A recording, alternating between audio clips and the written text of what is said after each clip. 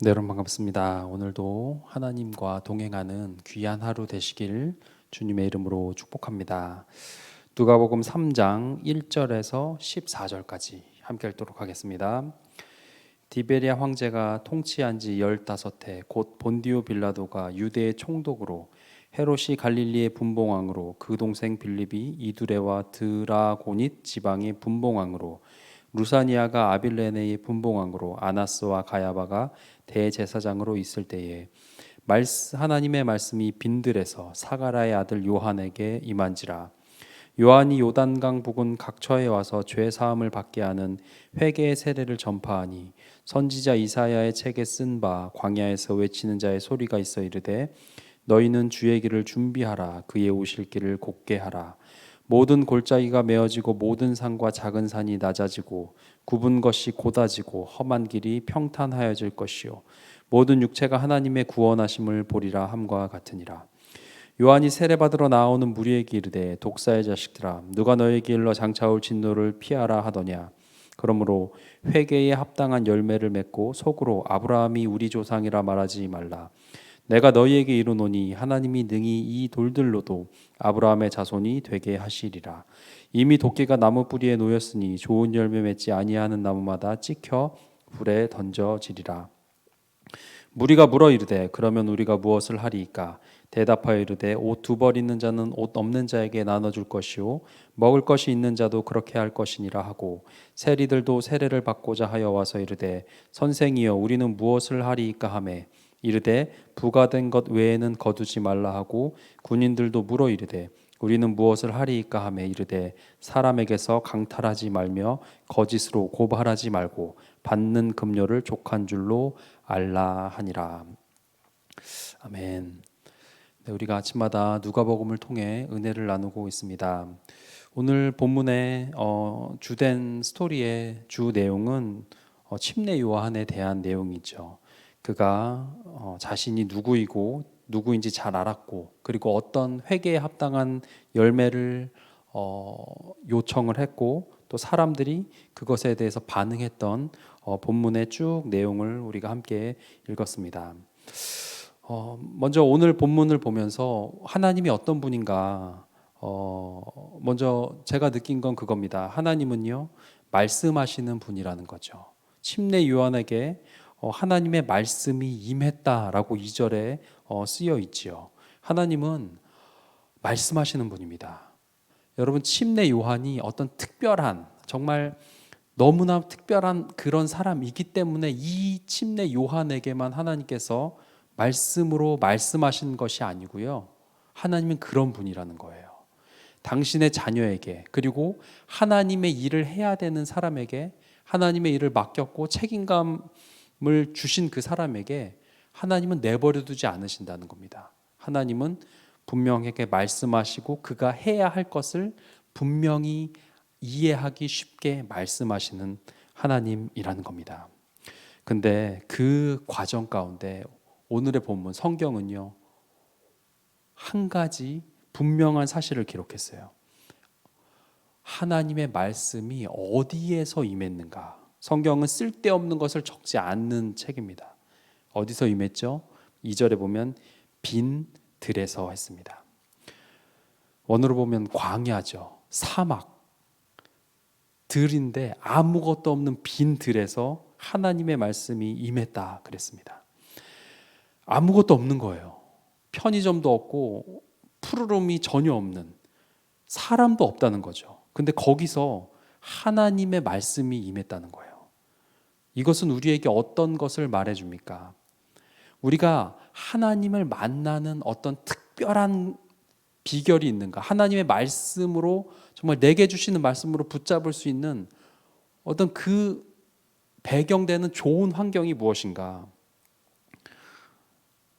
바로 이겁니다. 하나님께 집중할 수 있는 최고의 환경, nothing. 사막 같은 아무것도 없는 곳이 최고라는 겁니다.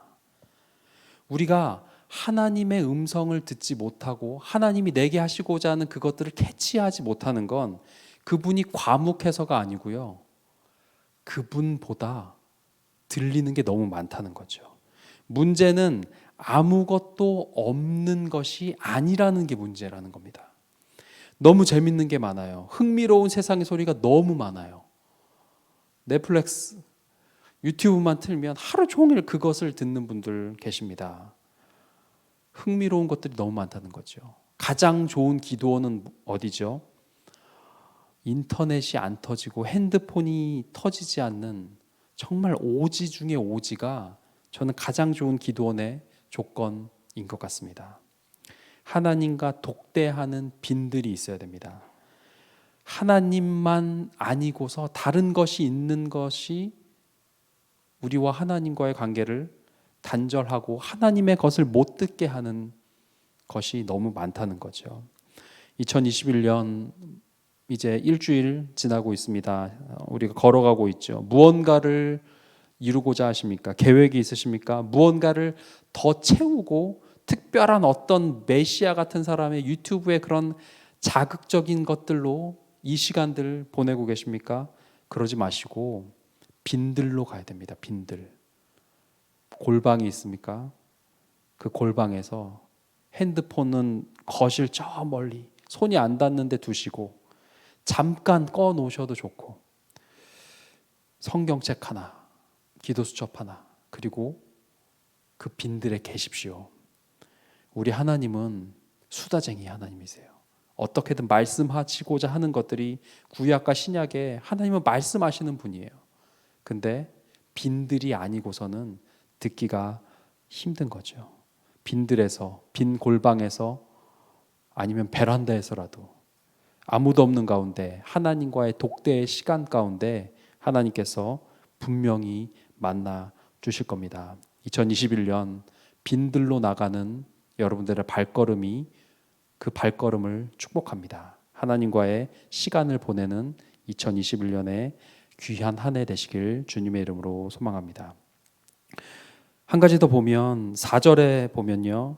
선지자 이사야의 책에 쓴 바 침례 요한이 어떤 자냐? 광야에서 외치는 자의 소리라 그랬어요. 그 소리는 주의 길을 준비하라, 주의 길을 오실 길을 곧게 하라는 예수 그리스도를 준비하는 소리라는 거죠.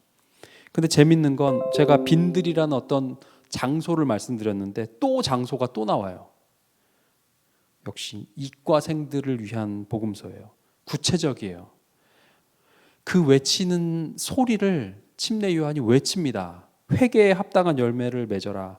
빈들에서 외칩니다. 많은 사람이 있는 거리에서 외치는 게 아니고요. 광야에서 외쳤다는 거예요. 광야에서 외치는 자의 소리.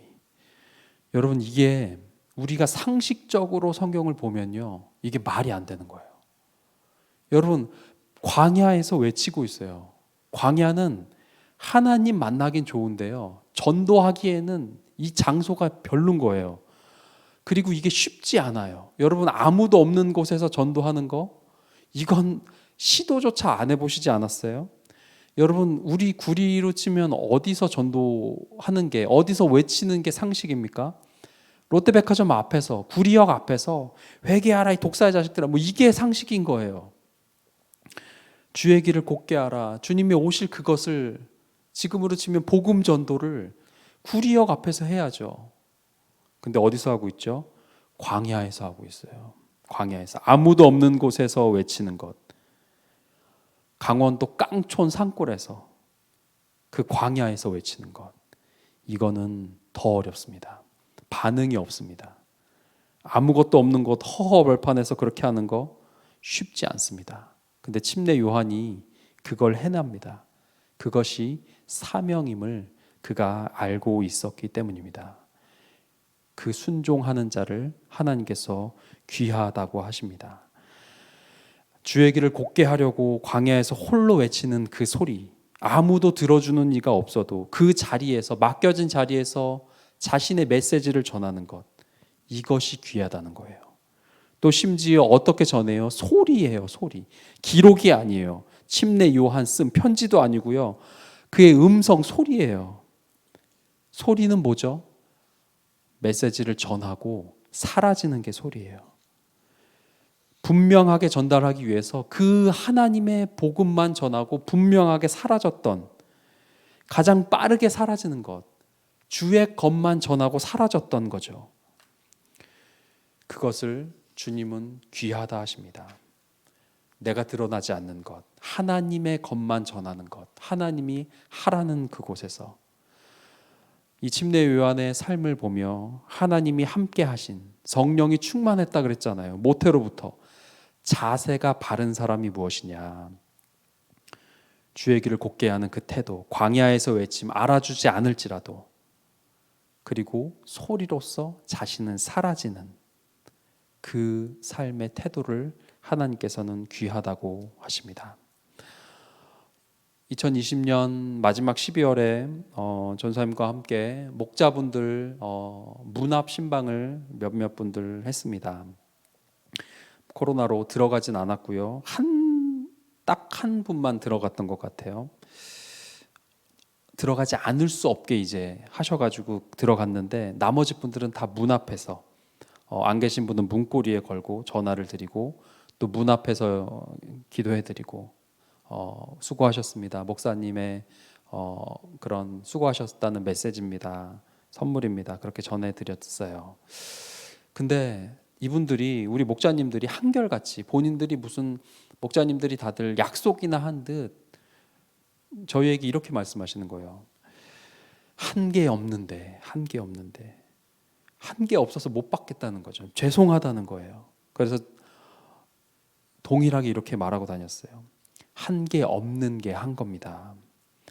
할 수 있는 게 없었지만 목자라는 그 이름으로 전화하고 카톡하고 영상 예배 들으셨어요? 그것까지 그게 귀하다는 거예요. 내가 할 수 없는 것 같은, 뭔가 대단하게 그를 케어하고 하고 싶었지만 못했지만 그래도 목자라는 그 타이틀을 붙잡고 그 영혼을 위한 마음을 썼던 소소한 일들, 그게 귀하다는 겁니다. 그렇게 버티는 것이 능력인 시대를, 계절을 우리가 살아가고 있다는 거죠. 그게 침례 요한을 닮은 모습이라는 겁니다.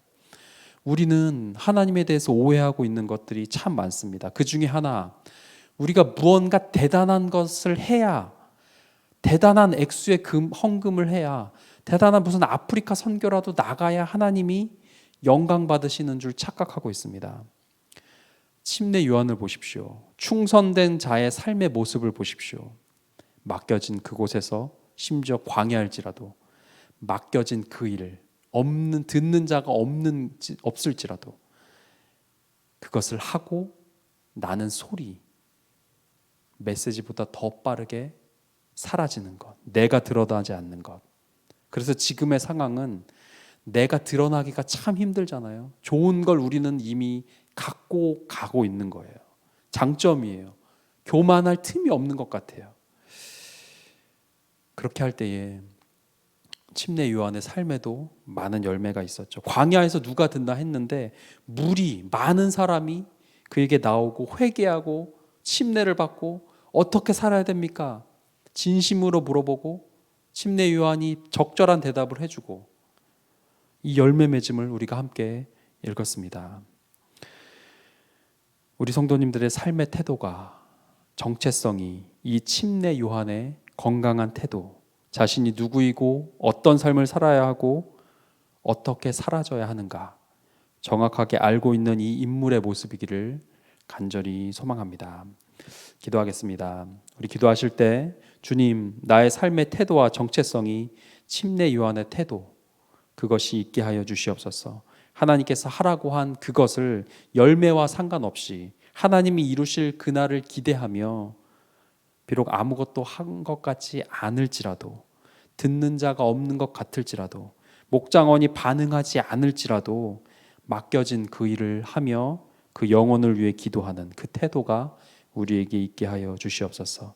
그래서 우리를 통하여 예수 그리스도와 복음의 메시지가 선명하게 전달되는, 소리로 쓰임받고 소리로서 만족하는, 주님만 드러나는 그런 근사한 삶 살아가는 우리들 다 되게 하여 주시옵소서. 함께 기도하겠습니다.